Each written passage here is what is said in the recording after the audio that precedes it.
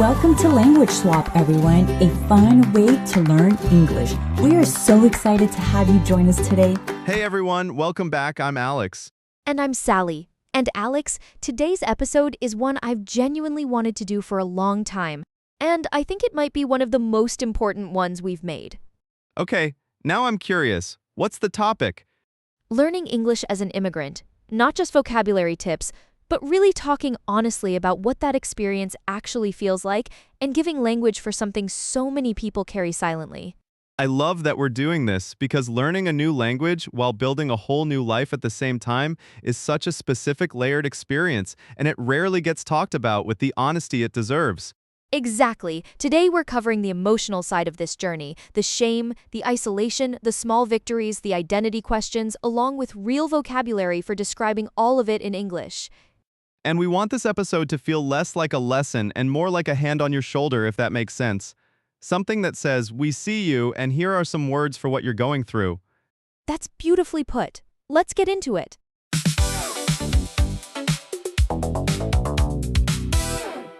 Let's start with something so many people feel but rarely say out loud, the fear and embarrassment around speaking a new language in front of others. Language shame. Such an important phrase. It describes the deep embarrassment some people feel about their accent, their grammar mistakes, or their vocabulary gaps even when they're actually communicating just fine. I used to feel so much language shame that I'd avoid talking in meetings entirely, even when I had something valuable to say. That sentence probably sounds familiar to a huge number of people listening right now, in one form or another. Accent anxiety. A more specific version of that same fear, worrying that your accent will make people judge your intelligence or your competence, even though an accent has absolutely nothing to do with either one. I have terrible accent anxiety on phone calls specifically because I can't use my hands or my face to help communicate. That's such a real and specific detail that a lot of people relate to instantly, especially anyone who's had to make a nervous phone call in a second language. I want to share a story here because I think it captures this so well. I have a friend, a brilliant engineer, who told me she used to rehearse simple sentences in the bathroom before important meetings. Rehearsing in the bathroom? Tell me more about that because that's such a specific detail. She said she'd practice saying things like, "I have a question," or "Can you clarify that?" over and over quietly, just so the words would come out smoothly when she actually needed them. This was a woman with a master's degree in engineering, someone brilliant at her actual job, reduced to whispering simple English phrases alone in a bathroom stall out of pure fear. That's such a vivid image and honestly such a heartbreaking one too. All that preparation just to ask a simple question that any native speaker would say without a second thought. Exactly. And she told me something that really stuck with me. She said nobody in that room could do what I do in 2 languages. I just forgot to give myself credit for that. That's such a powerful reframe. Nobody in that room could do what I do in 2 languages. That's not arrogance, that's just fact, and it's a fact so many people forget to hold on to during the hardest moments. It really is. And I think so many immigrants carry this invisible mental math where they compare their second language to a native speaker's first language, which was never a fair comparison to begin with. That's such an important point, actually. Nobody would ask a 5-year-old native speaker to explain a technical engineering process, but somehow adults expect themselves to sound flawless immediately in a brand new language. Now let's talk about code switching. This is such an important concept for anyone navigating 2 languages and 2 cultures at once, every single day. Code switching means shifting your language, your tone, or even your personality slightly depending on who you're speaking with or what environment you're in. I code switch constantly between English at work and Spanish at home, sometimes within the same hour. It's not fake or dishonest at all. It's actually a sign of real skill and awareness. She code switches so naturally, you can tell she's completely comfortable in both worlds. I think a lot of immigrants feel like code switching means they're not being their real self in one language or the other, but honestly, both versions are real. They're just different facets of the same whole person. That's such an important point. I've talked to people who describe feeling almost like 2 different people. Funnier in one language, more serious in the other, softer in one, sharper in the other. And I think that's not a flaw at all. It's actually a richness most monolingual people simply never get to experience. Having access to 2 full emotional and cultural vocabularies is genuinely a gift, even when it doesn't always feel like one. Now, let's talk about culture shock, because language learning almost never happens in isolation from everything else that's changing around you at the exact same time. Culture shock, the disorientation you feel when everything familiar, food, social rules, humor, even basic daily routines, suddenly works differently than what you grew up with your entire life. I knew about culture shock intellectually before I moved, but nothing really prepares you for how disorienting it actually feels day to day. So many people describe it exactly like that, knowing the concept in theory, but still being completely surprised by the emotional reality of living it. Homesick.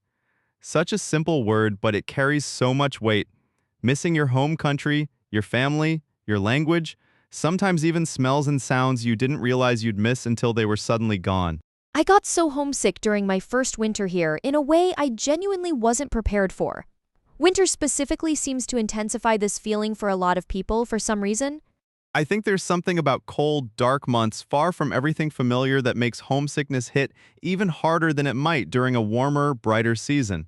Fitting in.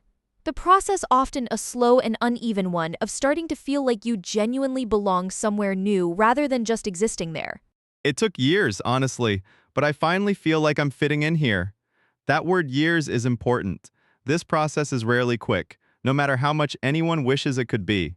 I want to add something here, because I think it's genuinely important. Fitting in doesn't mean erasing where you came from. It means finding a way to belong in a new place while still fully carrying your original identity and culture with you, not instead of it. That's such a crucial distinction and one that doesn't get said enough. You're not supposed to disappear into a new culture, you're supposed to find your own place within it, on your own terms, at your own pace. Now, let's talk about something beautiful, the vocabulary of finding community, because that's really what makes the whole journey survivable and eventually genuinely meaningful. Finding your people, discovering a group, whether from your home culture, your new culture, or a mix of both, where you genuinely feel understood and fully accepted as yourself. It changed everything once I found my people here.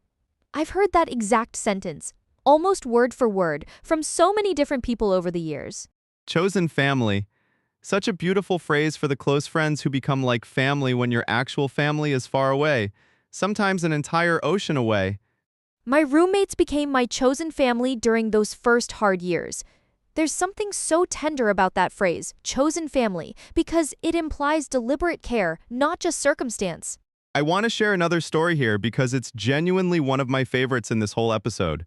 A woman I know moved to a new country completely alone, not knowing anyone, barely speaking the language at first. That sounds like such a lonely and frightening starting point. What happened after that? She started attending a free English class at a local library just to have somewhere to go every week. Honestly, more for the structure than anything else at first.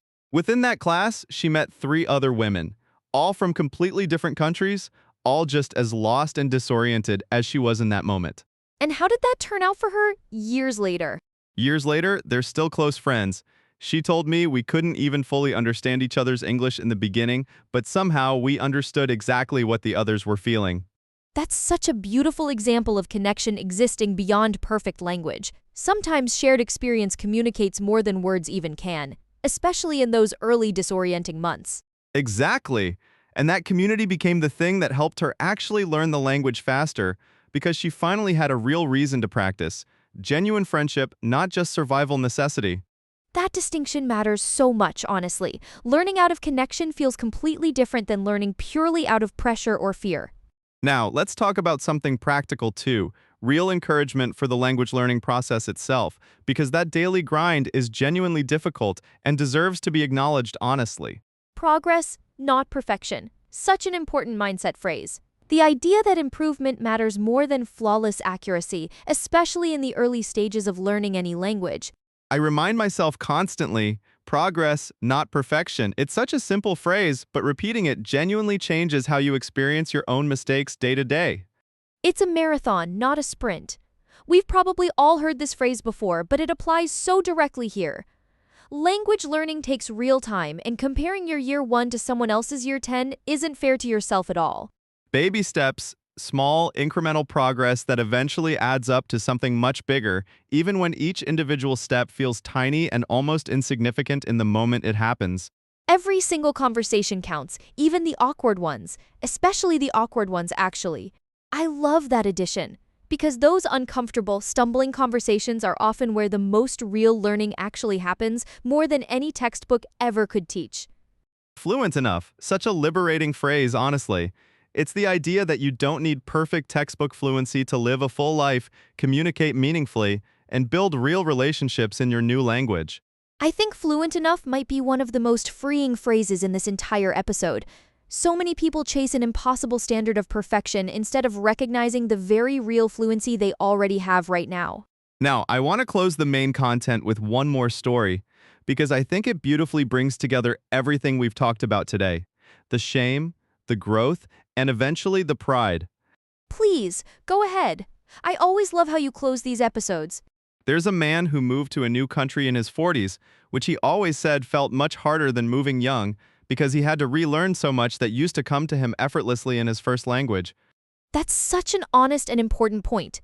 People often assume language learning gets easier with life experience, but in some ways, starting over later actually adds a whole different kind of difficulty. For the first 2 years, he told me he barely spoke at all in public, terrified of making mistakes in front of his own children, who were learning the new language much faster than he was.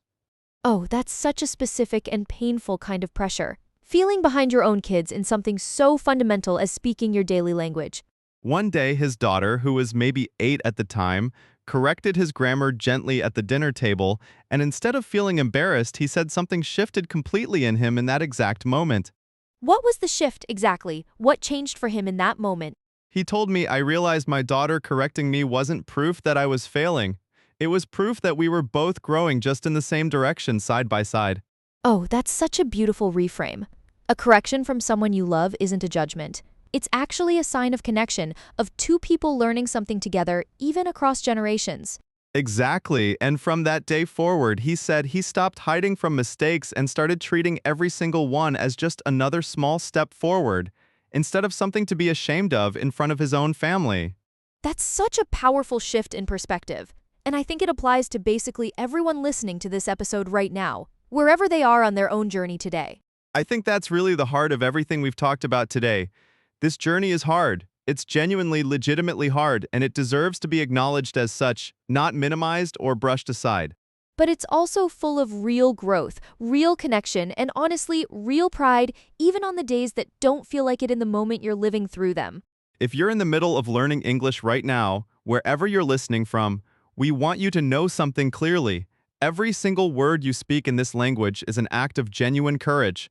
It really is. You're not just learning grammar and vocabulary, you're building an entire new life, one conversation at a time, often while carrying grief, homesickness, and exhaustion that most people around you can't even fully see. I want to add one more category before we go to the word tour, because I think it's genuinely important. The small victories that nobody else notices but that matter enormously to the person living through them. Small win. Such a simple phrase, but so necessary in this context. A small piece of progress that deserves real celebration, even if it seems minor to anyone watching from the outside. Ordering coffee without hesitating felt like such a small win today.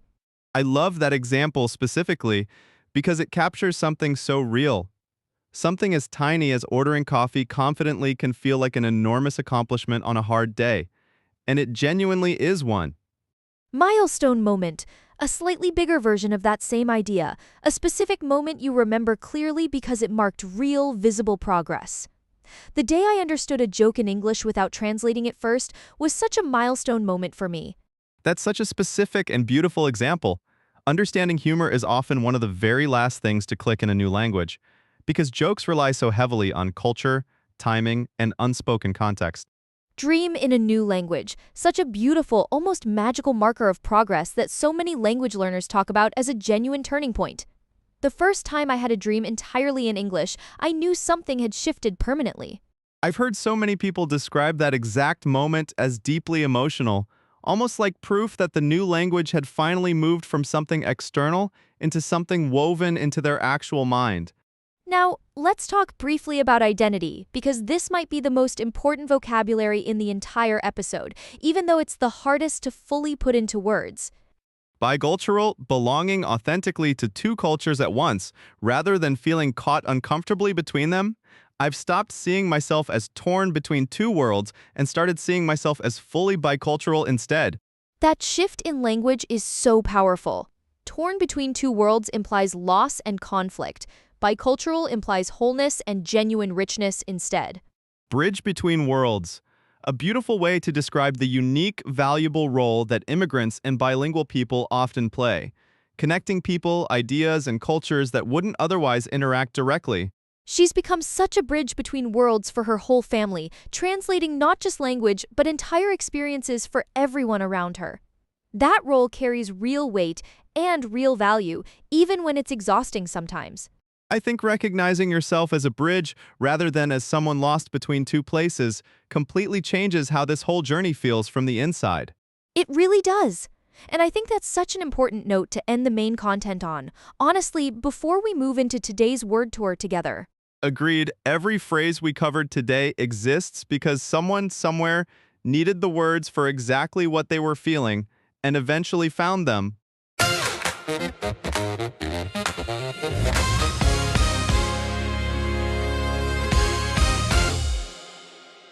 All right, let's do our word tour for today, covering everything we talked about. Let's start with fear and shame. Language shame, the deep embarrassment around accent or grammar mistakes, even when you're communicating just fine. Accent anxiety, worrying your accent affects how people see your intelligence, even though it absolutely doesn't. Code switching, shifting your language or tone naturally depending on who you're speaking with. Moving on to culture and belonging. Culture shock, the disorientation when everything familiar suddenly works differently than what you grew up with. Homesick, missing your home country, your family, your language, sometimes even smells and sounds. Fitting in, the slow, uneven process of starting to feel like you genuinely belong somewhere new. Next, community and the connections that make everything survivable. Finding your people, discovering a group where you feel truly understood and accepted as yourself. Chosen family, the close friends who become like family when your actual family is far away. Encouragement for the process, 4 important ones here. Progress, not perfection, valuing improvement over flawless accuracy every single day. It's a marathon, not a sprint. Language learning takes real, honest time, and that's completely okay. Baby steps, small progress that adds up into something enormous over time. Fluent enough, a liberating standard that exists beyond impossible perfection. Small victories, the ones nobody else notices but that matter the most. Small win, a piece of progress worth genuinely celebrating however tiny it feels. Milestone moment, a specific memory that marks real visible progress in your journey. Dreaming in a new language, a magical sign that the language has truly settled deep inside you. And finally, the identity vocabulary that ties everything together. Bicultural, belonging authentically to two cultures at once, not torn between them. Bridge between worlds, the valuable and unique role of connecting people and cultures that wouldn't otherwise meet. Your challenge this week, say one sentence in English out loud today, even if it feels imperfect, even if your accent feels heavy to you. Progress, not perfection, remember? And if you can, write down one small win from this week, however tiny it feels. A conversation, a joke you understood, an email you sent without checking every word 3 times. Those small wins add up into something enormous over time, even when it doesn't feel like it in any single moment.